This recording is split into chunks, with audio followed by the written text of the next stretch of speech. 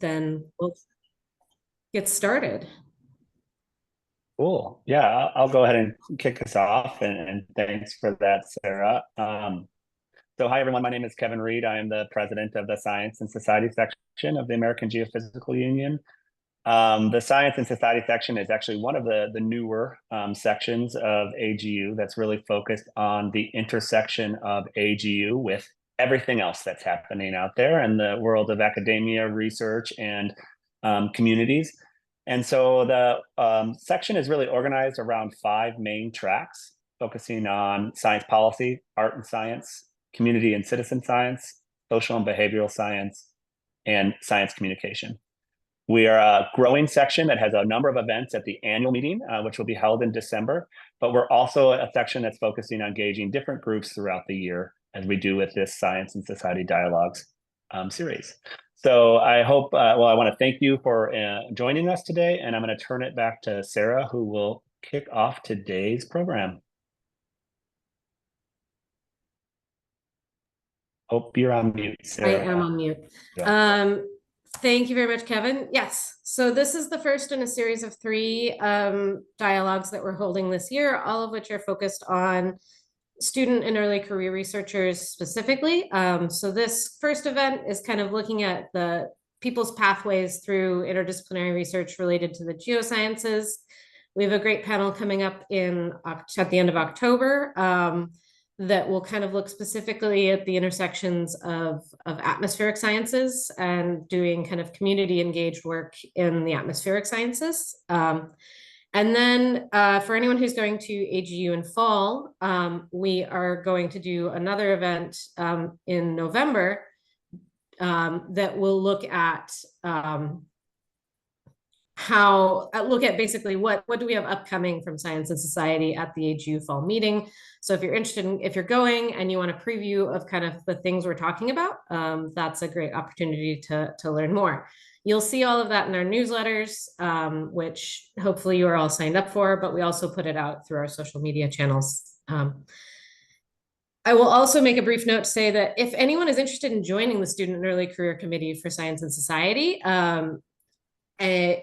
feel free to reach out. I'm dropping my email in the chat, and we'd love to have a conversation with you.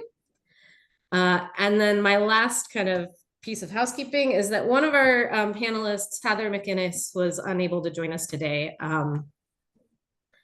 but she sends her regrets, but she's very open to communicating with anyone who's interested, and so she passed along her info to me, and I've also dropped that in the chat. So if you have specific questions for Heather, feel free to reach out to her directly, and she'd be happy to have a conversation. Thanks, Kripa. And then there's also now a link to our section in general. So I think the way we're going to do this, because it's a relatively small group, is I'm going to have the panelists introduce themselves, give a little bit of an overview, who they are, how they found their way into kind of this space between the link between kind of science, geoscience and social impact. And then we'll open it up to discussions with the panelists, but also with the attendees. But I'd also love to hear from you guys and learn a little bit about who you are, what you're studying, what your challenges are.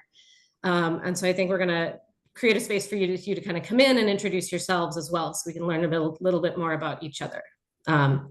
So with that, I want to kick off by just asking our panelists to introduce themselves. Luis, do you want to come in? Who you are, what's your background, and what really motivates you in this career? Sure. Thank you so much, Sarah. Nice to see you all here. Yeah, I'm Louise Arnal. My pronouns are she, her, hers, or elle in French. I'm based in Montreal in Quebec, Canada, and I'm located on unceded Indigenous lands. So the Kanien'kehá:ka Nation is recognized as the custodians of the lands and the waters from which I'm joining today. And my background, I'm essentially a hydrologist, so I work on water, and I'm also an artist and an art curator. And the way that I fell into this, I want to say, is I started a PhD in flood forecasting in Reading in the UK a little while back now. And throughout that PhD, I found that I was lacking something. So I'm from a family of artists, and I was doodling on the side here and there just to help me kind of cope with stress and escape a little bit. And through that journey, I discovered the beauty of merging science and art in a way. And I started doing art and science projects like that, the first one of which was with my mom, who is an artist. And since then, I never stopped because I loved that world. And I loved being able to reach a wider audience about the science that I did and still do. So anything related to water, flood forecasting, now a bit more with like climate change. So then moving on from my PhD, where I discovered that I started a postdoc at the University of Saskatchewan in Canada. And there I continued doing river flow forecasting research, but I also started the Virtual Water Gallery, which is a science and art space, which I'm curating. I joined the Consilience Poetry, Art and Science Journal, which is absolutely beautiful. I encourage you to check it online. And I also joined the Geoscience Communication Journal. So kind of exploring the worlds of science, art, and communication as well there. And since last year, I'm based at Uranos in Montreal, where I'm a hydrologist and an artist scientist.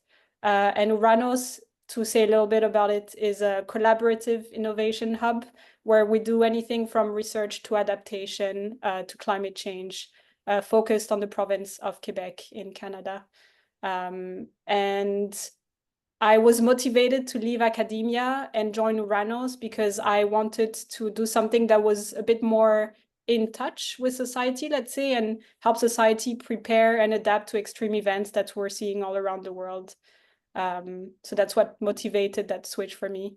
And yeah, I recently joined the AGU Science and Society Executive Committee, and I'm co-leading the arts and science track with Kate, for example, who is here on this call as well today. Yeah, so that's a bit about my journey. I'll stop there and let others speak. Thank you. I think, Min, you're up next. Thank you, Sarah. Well, good morning, everyone, or good afternoon, whenever you are. So my name is Zhiming Mao, and you can call me Min. I am a senior water specialist in World Bank's South Asia Water Unit. So right now I lead our water engagement in Afghanistan. What that means is, I lead both analytical projects that trying to understand what is the policy reform needs and investment needs in the country. And also at the same time, based on the findings of this analysis, we develop and implement water sector projects in Afghanistan. So for example, right now, I am leading Afghanistan water platform that we try to gather all the water communities in Afghanistan after the 2021 change of regime, and discuss, what are the priorities of the sector, but more importantly, understand how do you implement and design projects that can work in the current very constrained environment. And then we have a project also ongoing that provides emergency drinking water services to the rural community, and also actually piloting a relatively innovative solar pumping with surface water irrigation projects. So that kind of also gives a reason why I am drawn to the work in development after I finished a PhD in policy analysis from the Paddy Rand Graduate School. Before I joined the bank, most of my work experience is in the consulting and research area, where I develop policy analysis and research findings that to support the decision making. But what I feel less satisfying is sometimes those suggestions may or may not be turned into action on the ground. And during my PhD time, I actually had to work on RAND actual RAND projects. And a few of them, I get to go to the country and then talk to beneficiaries directly. And I find that is more appealing to me, in terms of seeing my research have real impacts on the ground. So that's why after I finished my postdoc at Harvard, I decided to pursue a sort of a job in development. It was a kind of a shock to me after joining the bank. From when you look outside, what World Bank seems to be doing is a lot of this flagship reports.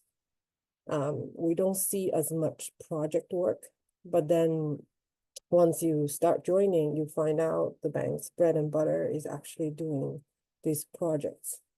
Design projects, whether it's infrastructure or policy reform, and then you try to work with the government and then to implement them on the ground. And then you really get to see the beneficiaries and talk to them. We have regular conversation with line ministries, but also the project sites. Every now and then we have to go visit them. Some of us actually were even based in the field, country office. So for those, you even have more direct interaction with the beneficiaries that we work for. So I wouldn't say the job is without challenge.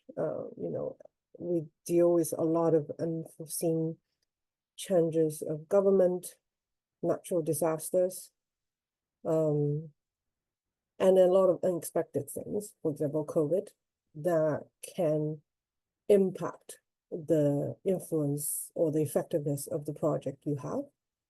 But at the same time, it's also exciting in the sense that you're constantly being tested of whether you can advocate for the solution you believe in, and whether you can work with a group of colleagues from completely different disciplines to design a solution that's useful and feasible on the ground.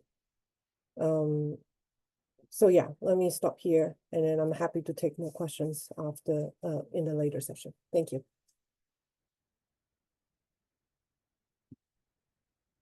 Okay, great. Kian. Great. So hello, everyone. Thanks for being here. My name's Kian Mintz-Wu. I'm usually at University College Cork, which is in the south of Ireland. But I'm also affiliated with the International Institute for Applied Systems Analysis, which is in Austria. And also I'm currently visiting Princeton here in the United States. So I sort of have a one body problem. I mean, the thing to say about my research is that it's about climate policy broadly construed, but I'm a philosopher. But I want to step back and I want to say something to anyone who's thinking about careers in this space. And I think that the main thing I would say is that it's really important to understand what your values are. So some people, when they're thinking about their careers, they want to maximize revenue. Some people want to make sure that their careers are compatible with their connections to the family, either the family they have or families that they'll have in the future. And if you're in this particular call, it might well be that you want to have a space in impacting society, maybe through policy or science that supports policy, but maybe other things as well. And I think that it's really important to understand for yourself what your values are when you're thinking about a career, because otherwise it's easy to be drawn into careers that are acceptable for social reasons or remunerative reasons or reasons that are not your own. So if I have one thing to say, that's really the most important thing. And then just as a sort of a practical point, there's a group called 80,000 Hours, which does a certain kind of career advice for trying to be as impactful in the world as possible. You may or may not like their career advice, but they are very systematic in thinking about different kinds of careers and how they can contribute to the world. And that might give you some idea of, because the world of careers, even just scientific careers, is very wide. Okay, so with those two little points, I'm a philosopher. I was trained in moral philosophy. When I did my master's, I was interested in climate change, but as a layperson. And it occurred to me that I could combine these by thinking about the ethics of climate change and the ethics of climate policy. Since then, I've been at, I did my PhD in, sorry, that was during my master's at Oxford. I did my PhD in Austria, in Graz. And subsequently, I did a postdoc here in the States, in Princeton. And now I work in Ireland. The one thing I would say about policy is that I have been very lucky. I have managed to find ways to contribute to the policy space, most recently by being part of Ireland's Carbon Budgets Working Group, which is a small expert working group helping to set sectoral targets. And I'm the justice theorist on a small team of something like 12 or 15 people. So it's a very unusual position, and the ways that I've been able to contribute are very unusual. And not everyone could do this kind of an odd mix, this interdisciplinary mix, as of course is the theme of this event. But I think that it goes to show you that there are creative ways of doing the things you want if you're aware of what they are and if you seek them out. So there are many sort of direct ways to impact. The standard thing, if you're at an Ivy League, is to go to a consultancy and develop some quantitative skills and so forth. And that definitely can work, but there are all kinds of other ways. And so I think it's important to keep an open mind and be aware that there's a lot of things to do. Again, especially if your values, as mine are mostly about trying to improve the world and trying to improve policy more than something like having the biggest paycheck I could. So that's what I have to say, and I look forward to questions. Thanks a lot. All right, Kate. Hi, everybody. My name is Kate Simmons. I am the science director at the Nurture Nature Center, and I will put a link to it in the chat. So I guess, when I was in high school, you had to decide, what you wanted to do, and it was either science or art, but I liked both. I did both. I did the art electives, but I also did AP, advanced placement, for those who are not in the US. Kind of like Kian said, I did what everybody thought I should do, which was go the science route, but I still had kind of that art interest that was always in the background. And I got a environmental studies degree, undergraduate degree, and then did a master's in policy at the University of Delaware. I worked for a year in DC with a nonprofit called the Pew Charitable Trust. They had an environment group, and I was, working on briefings that support their outreach on with Congress. I realized quickly that that was not the best fit for me, and I went back and got my PhD in Earth and Environmental Sciences at Lehigh. Focused a lot more on technical skills, so remote sensing and GIS work, but always trying to include some sort of societal component to it, to make sure that, not just doing research for research sake, which is important, but also connecting it to actual outcomes. And then I did a postdoc with the USDA, the US Department of Agriculture. They have a hydrology and remote sensing lab, and I was working on remote sensing of at the field scale, which would support farmers and growers in understanding how much water their crops are using. So that was a really cool application of work for a direct benefit.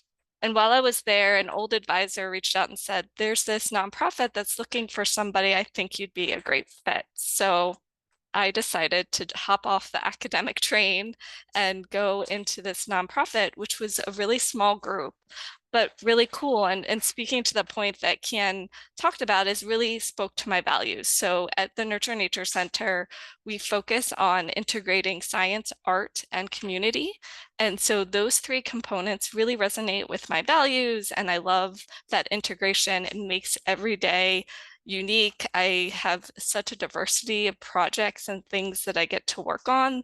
Never bored. Actually, I have the complete opposite. It's like trying to manage the windshield wiping between things, but it's been really fun, and it's smaller. It's not, you don't get the name recognition. It's, you know, obviously not the biggest paycheck I could probably be getting, but it's fun, and it offered me a lot more opportunities than I probably would have had otherwise.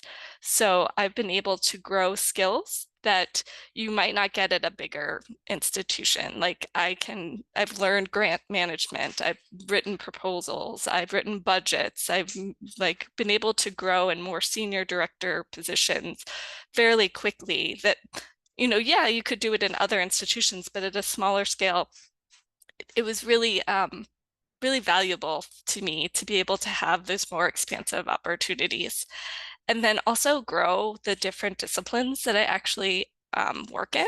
So I have the science background, but obviously here we are also doing art, and I've really focused on science and art, but we also do education to the public.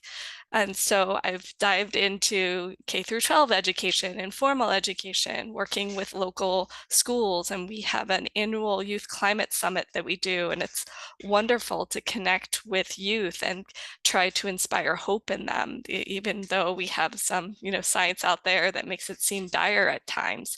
And it really kind of it makes the job that much more meaningful to be able to have those impacts. And then another thing I've been able to add to the disciplines I work with is social science. So I didn't necessarily have that background going into this job, but I was able to add that to what I do because we've done a lot of social science research around risk communication and flooding and weather forecast products. And we work closely with the National Weather Service in the US, and we help test their products so that they are going to be received, understood, and actually motivate the appropriate reaction. So when, you know, that community who's under a flood threat can actually get the forecast, understand what it is, and get out of harm's way.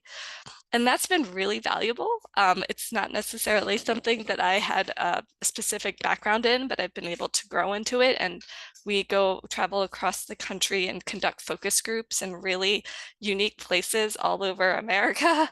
And connecting with people and hearing their stories is really valuable. And then the really cool thing is that we still publish in academic journals, and we publish white papers and more general information for people.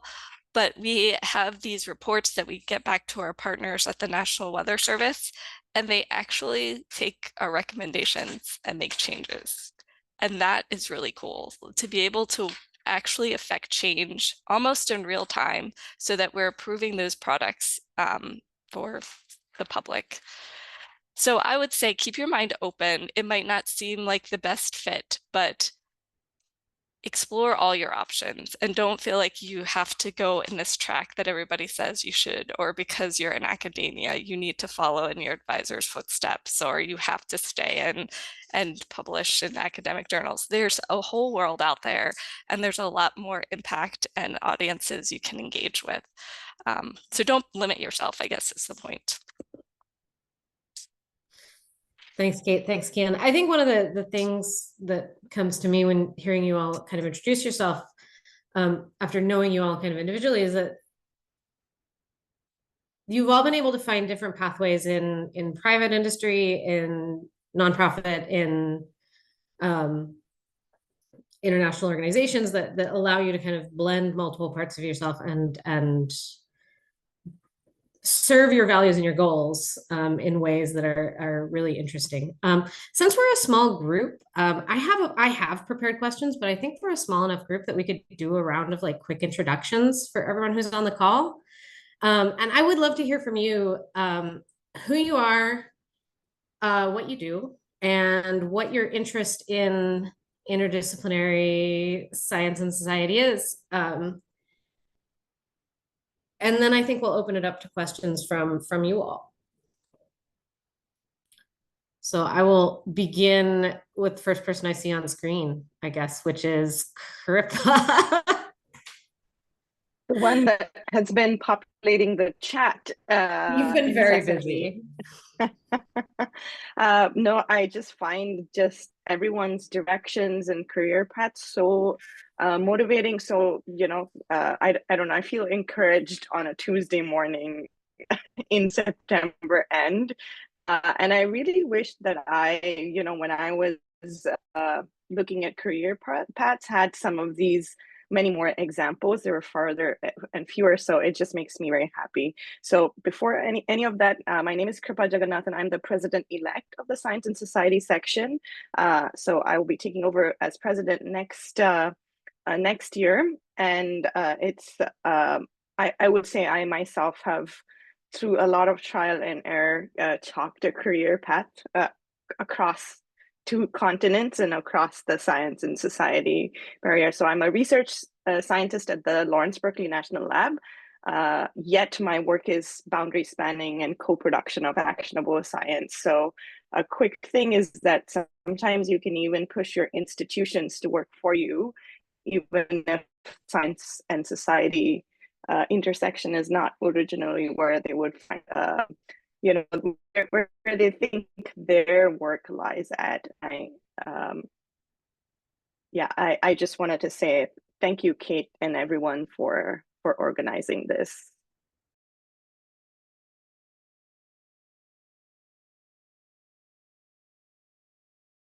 Okay, continuing on, Julie, and then Hi. Yishin.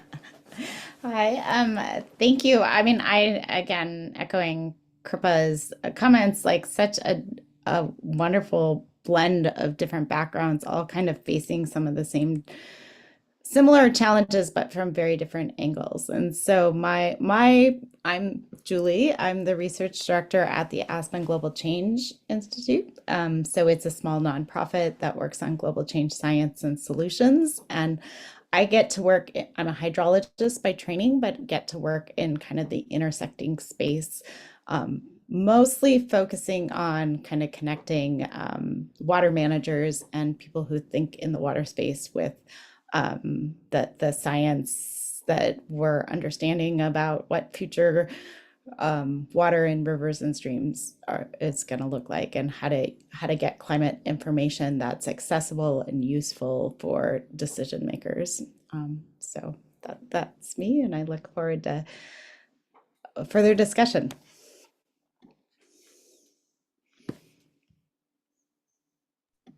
Okay, Yishin, you're the next person I see. Hi there, I'm Yishin, or you can call me Sunny. I'm an environmental economics PhD student, and I kind of stumbled onto AGU a couple months ago and have just been trying to poke my head into this world. I think econ is quite insular, and so this is my last year of my PhD. I've been trying to, I think, expand my imagination as to what research looks like.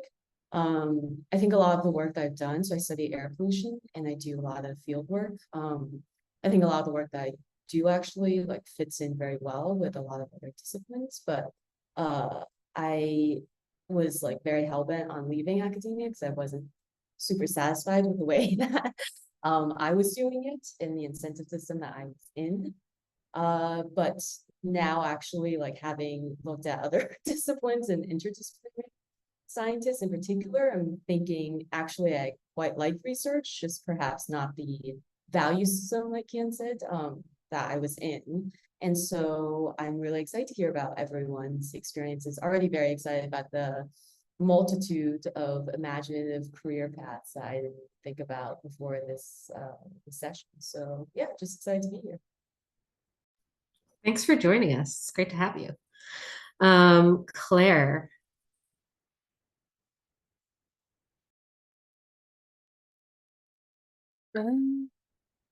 Hi, I think that should be working. I'm an undergrad at Dartmouth, just kind of starting to piece together what I want to do next year, and trying to, reach out to people and talk and like hear about what other people have done with their careers. So these have been very informative, hearing about what everyone's done and like how variable and like how many different directions you can go. So thanks. What do you study at Dartmouth? I study biology focused on ecology, Okay. but lately I've been trying to do more in the environmental studies department and like international development kind of stuff.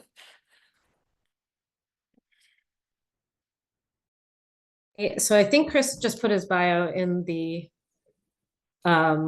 chat. So we'll go to Jada. Ah, okay, another chat bio.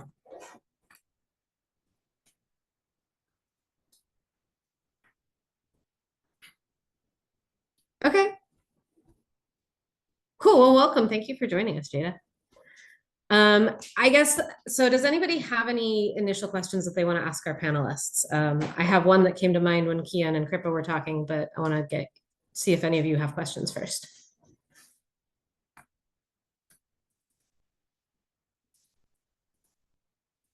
Okay. Going once, going twice. So a question I have for you all, and this came from Kripa's comment about kind of creating spaces for yourself or pushing your institution to move places that might not otherwise go. To what extent do you all feel like you have support for your work from the organizations you're working with? To what extent do you feel like you have to push? How do you go about navigating that process when you need to push? You know, and have you failed, and what does that look like?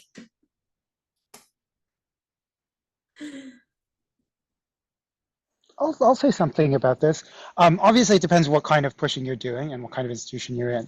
But one way that might be relevant to people in this Zoom call is that as scientists or working in science, there are some institutional but also social incentives to try to aspire to certain kinds of neutrality. And being a public figure or trying to influence policy almost by definition means taking substantive stands on various practical issues. Maybe those are political issues, maybe those are policy issues, or what have you. Or even in public media, whether, going on the radio or putting your opinion in newspapers or something like that. All of these kinds of things are sometimes looked down on in the scientific community. For whatever it's worth, in the philosophy community, they're not really looked down upon. We don't have those kinds of norms. But among scientists, I know that they sometimes are. And so the question is, what happens with that? Well, if your views are very strident or controversial, yeah, institutions might find that difficult, and you'd have to defend yourself or find ways of doing it that are whatever, compatible with your interests in certain ways. So that can be hard. I mean, that's the kind of thing that comes to mind when Sarah says pushing your institution. If you're engaging in the social world, sometimes that means stepping out of the comfortable box of gathering data and figuring out p-values.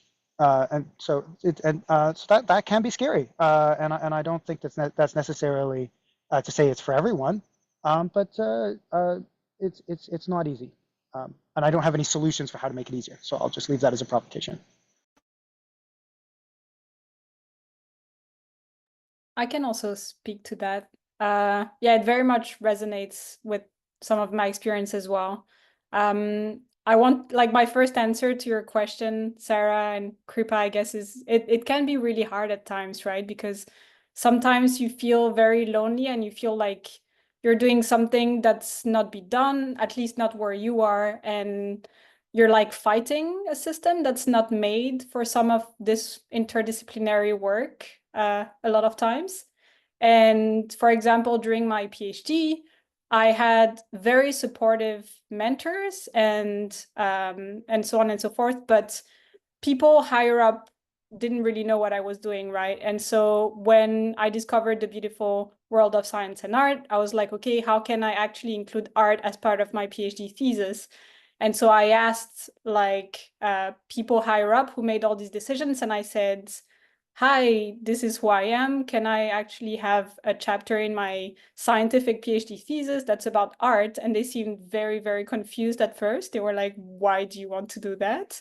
So I explained a bit more, and then they said, I guess you can, but you need to have X numbers of chapters that are on science, as everyone needs to do. So this will be just an extra chapter. And so it kind of, I felt that that role was kind of, I don't know, very strict, and like they were trying to put me in a box that didn't fit me. But I thought, you know what, they're actually letting me do the things that I want to do. It's just extra, and I have very supportive mentors otherwise. So I'll just do what they're telling me to do anyways, and then have that as well. And so I think that kind of like pushing little boundaries here and there and really following your passions and surrounding yourself, especially with people who are very supportive of what you do and who can also open doors for you is very key, and what helped me, at least in my journey. So yeah, when it feels hard, I would say keep on pushing if you have the energy and the people that are there to support you. And that's where you're gonna make like bigger changes, I want to say, and when it's most rewarding as well, at least in my experience. I'll quickly say, I think it's not confined just to your studies and this certain part in your career. You're going to experience this throughout your entire career. I've had many grant proposals turned down because they were boundary spanning ideas and not strictly what the reviewers were thinking of. But you just dust yourself off and you try to find another place that might be more open to those ideas. And the same with the research. And I do think I've noticed since I got my PhD that the general science community is much more open to interdisciplinary work and those boundary spanners. And they're seeing the value of including these other perspectives, that if you are so focused and narrow in your research, but it's not benefiting anyone else, and there's only like 3 people reading it, are you really making change? Are you really, affecting change?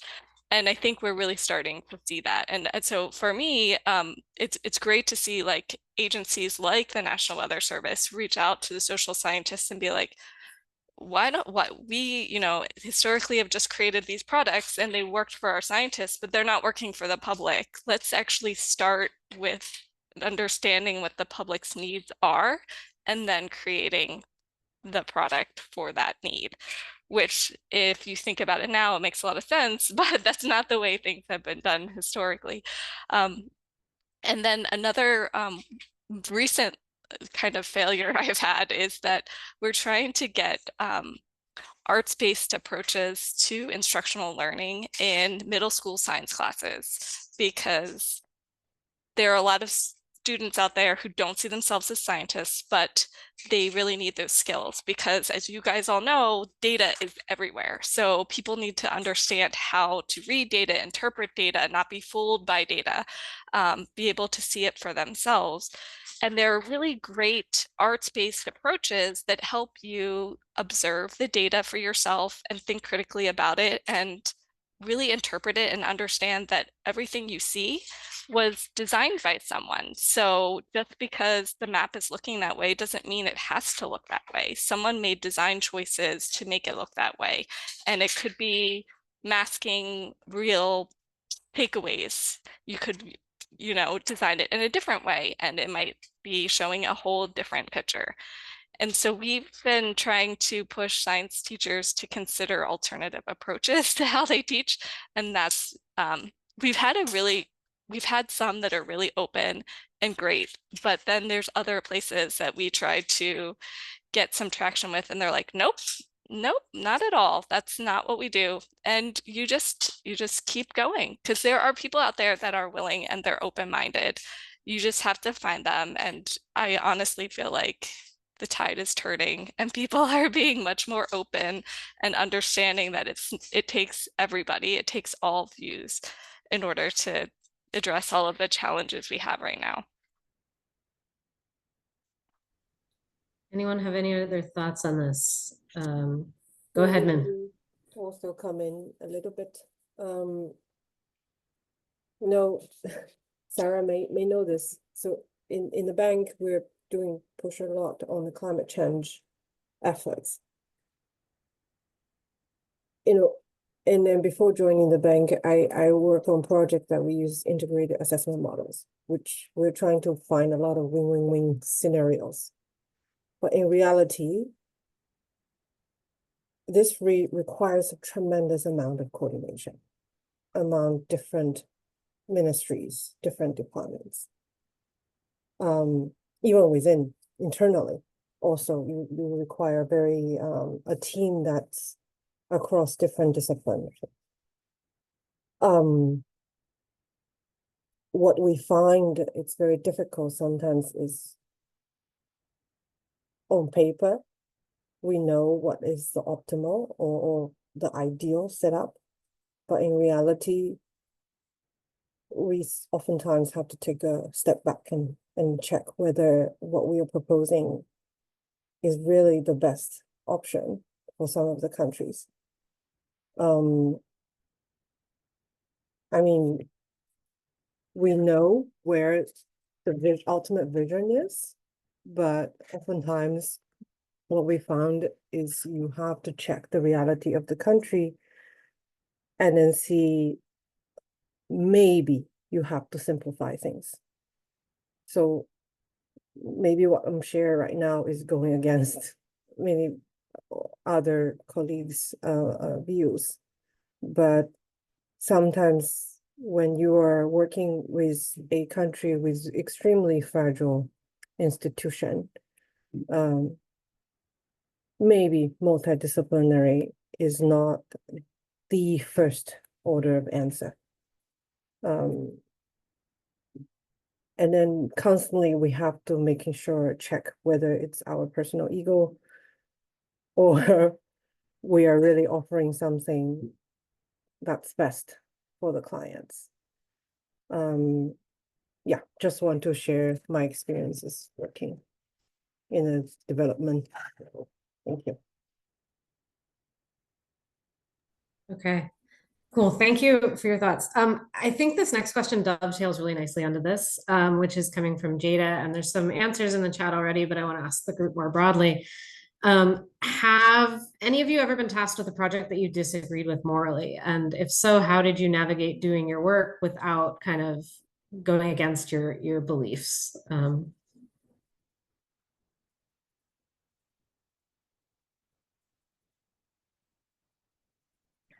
I can start us off, Sarah. Go for it. I mean, for me, I'm like, yes, I have, but maybe this is a rarer situation than I thought. Yeah, Jada, I really appreciated all your questions and your deep thinking of the, of your own work, of the people around you. I would say that I worked before I came to the lab and to the US. I worked in consulting, and in consulting, it was climate and sustainability consulting, but it was consulting nevertheless. And there's always things that people want you to do that are not necessarily, morally okay from your perspective, and it is a constant struggle as well in this space where you are up against it. I'm not sure they're exactly the same level. Each moral struggle, the depth of it is different. Not to make an ocean pun here, but the moral struggle is very different. Sometimes it's smaller.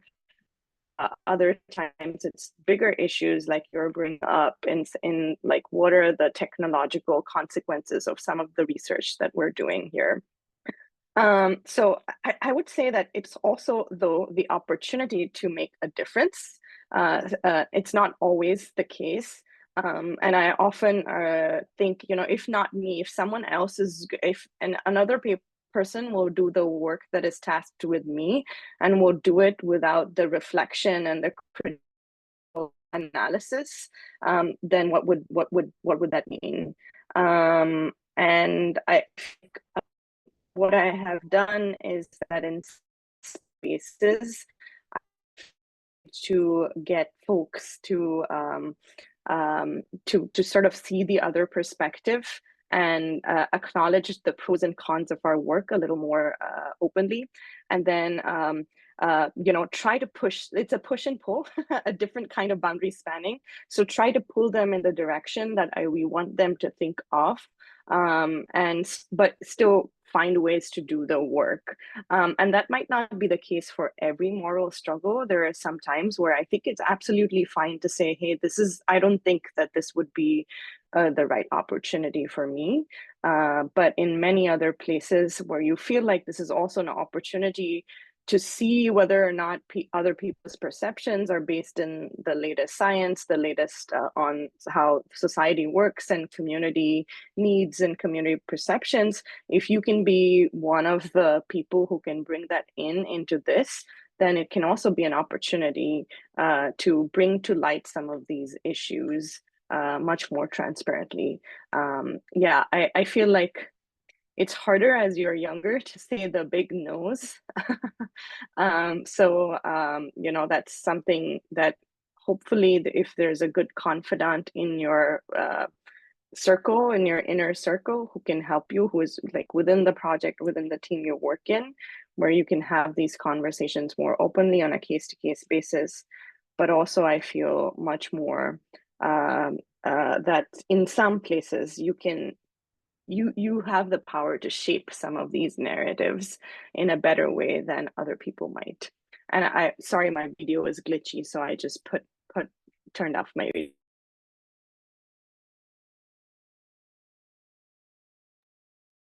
Anyone else have any thoughts on this? I'll just very quickly, I guess I also wrote something in the comment, but it was a bit general.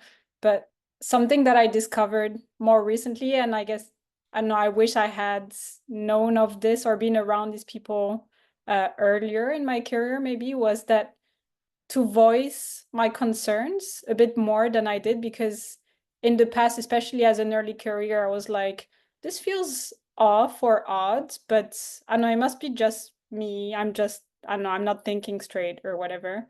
And so I don't know, just like learning to voice these concerns to more people and starting maybe with like a confident, as Kripa was saying, really helped me to discover that actually a lot of the things that you take for granted and maybe you think, oh, it must just be me, a lot of people have these concerns. And so you might not be able to shift the project completely or change much, but at least you can have that reassurance that you're like morally you're on your right path, and that it's good to listen to these little hints that when you think something's off, then just follow your instincts on that and chat with people about it, because that's the only way that we can truly realize when things are off and change things as well.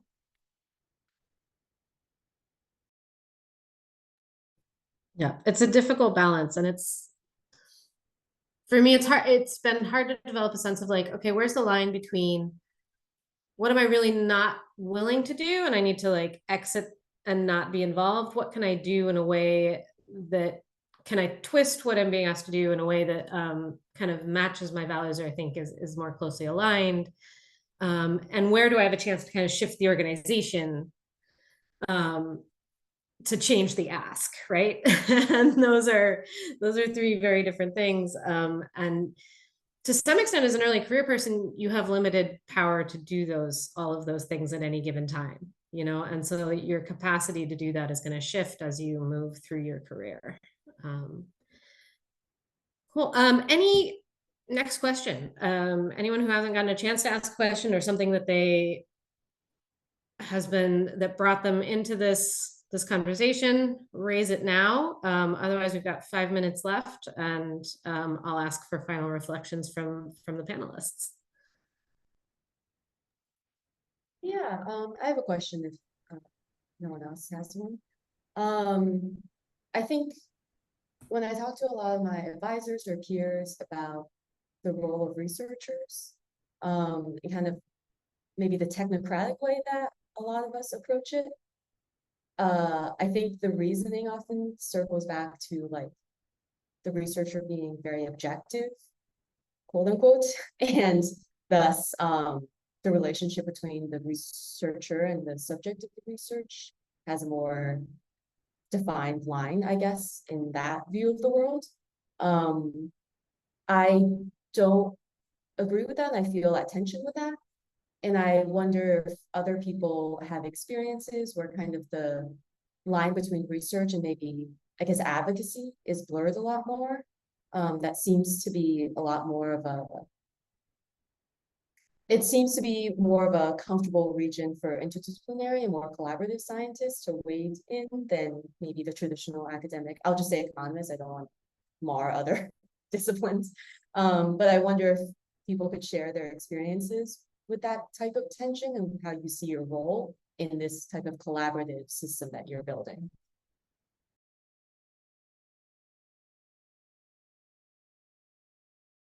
Who wants to take that first?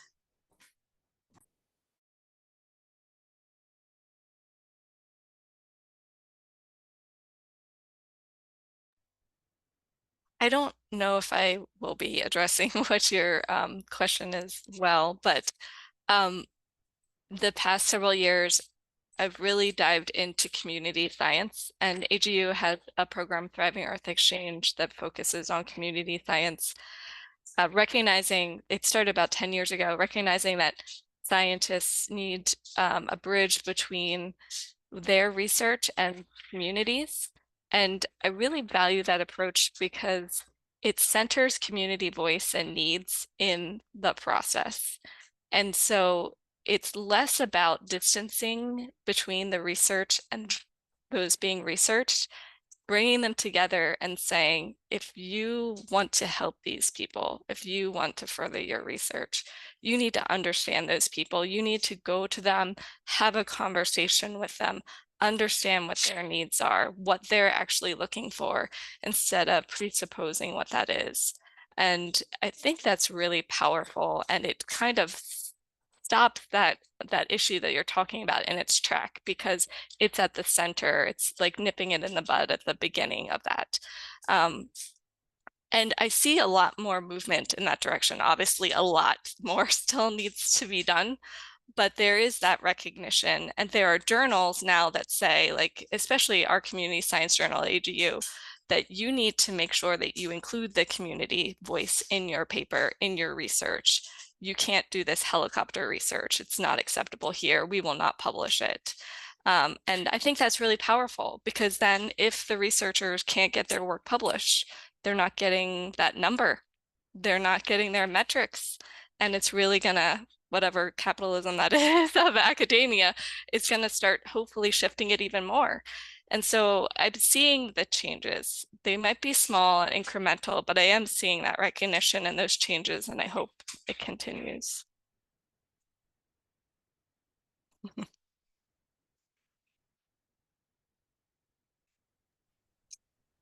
Any other thoughts? It depends a little bit on my role, right? When I was a PhD student, part of my dissertation was actually kind of me as a participant in the research that I was doing, right? So there's a little bit of self-reflection involved in, like, what is my role as a researcher? How am I engaging with this community? How is this community engaging with me?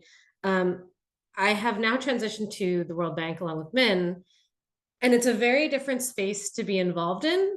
And what I think less about how do I think about myself as a researcher, and what is my positionality, and more about how can I create space for communities to have voice, right? Like, how do I ensure that when I'm thinking about research design, that there's space for that where it's appropriate, but also that I'm not doing it in a way that is burdensome to the communities that are the potential beneficiaries of the work, right? So, like, I think much more about myself as a facilitator than myself as the direct researcher, I would say, than I did, say, 5 years ago. All right. Oh, go ahead, Can I Liz. add to this super quickly? Just what you've been saying kind of made me think that I think that's also where I loved having, like, being able to wear multiple hats and like switching them when I thought that I needed to, because like sometimes I felt like going into conversations as a scientist from, say, the European Weather Center where I worked before, like people had preconceptions about who you were before even knowing you. And I thought that was kind of like inhibiting some of the discussions that you could have, and people didn't like, they didn't trust that they could go in as much depth as you wanted to go into, and as they might have liked to go into, just because I know maybe they were scared of your credentials or whatever. So like having that artist hat as well, or like being part of a university, like I could decide, okay, with this kind of community, I'll wear that hat and introduce myself that way, not hiding obviously that I'm also affiliated to these other organizations, just to make these conversations a bit better and to be a bit more approachable as well with some of the topics we were talking about.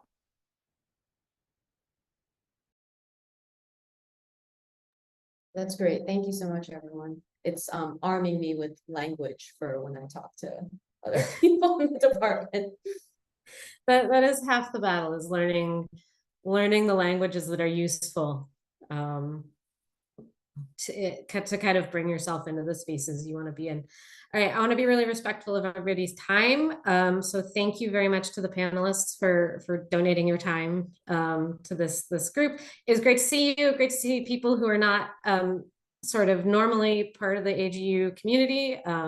Stay in touch. We hope you find our corner of AGU interesting. And we would love to stay connected with you all. So again, my email's in the chat. Feel free to reach out. And otherwise, enjoy your afternoons. Yeah, I would like to say that if you look through our website, you can click on our volunteer form and add yourself to our mailing list. There's many ways to please, please use the opportunity for this network. Mm-hmm. And we'll send around Kripa, we're posting this video. I have the registrants from this event. We could send the video, a link to the video and the link to the website to the registrants, if that's an option. I saw it. Nope, lost you.